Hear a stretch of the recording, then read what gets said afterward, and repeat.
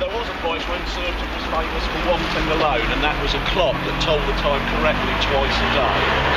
Unfortunately, government legislation passed to say that it couldn't have false time anymore, meant it had to be fixed. And the Earl of Wessex came and opened it by spitting just where Fairy is. It's an old custom when royals reopen clocks. It's called flobbing, and it's why the back of the watch is called a fob quite often. It comes from that. We're about to walk into an area which many of you will know. It's Claremont Gardens, and we obviously have the tricycle on there. But what a lot of people don't know is if you look at it from above, it's the shape of the sardine. And it's actually part of that was originally they used to gut and wash the sardines in the stream that runs through there. Now, sadly, no flow on it at all, but this was famously known as the gutting area. Prior to that, it was a foundry, and one of the great ironworks of Seething used to be based here, and it was an excavation, about a year and a half ago, was it? From the University of Seething, where they actually discovered what they believed to be one of the first spokes ever made for a bicycle.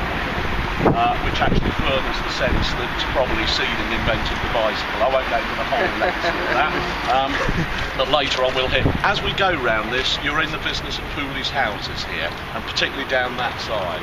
So in 1838 he starts this astonishing vision to build Surbiton.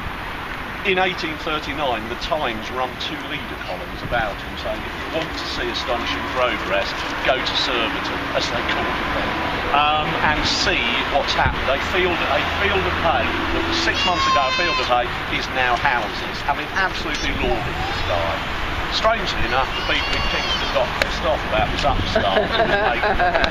He was born in Cornwall, he was a working man, he came up to London, started a business, made enough money to come to Kingston, had 3-4 outhouses, his son had another one, and it was on the basis of that he did it, but he had to borrow money.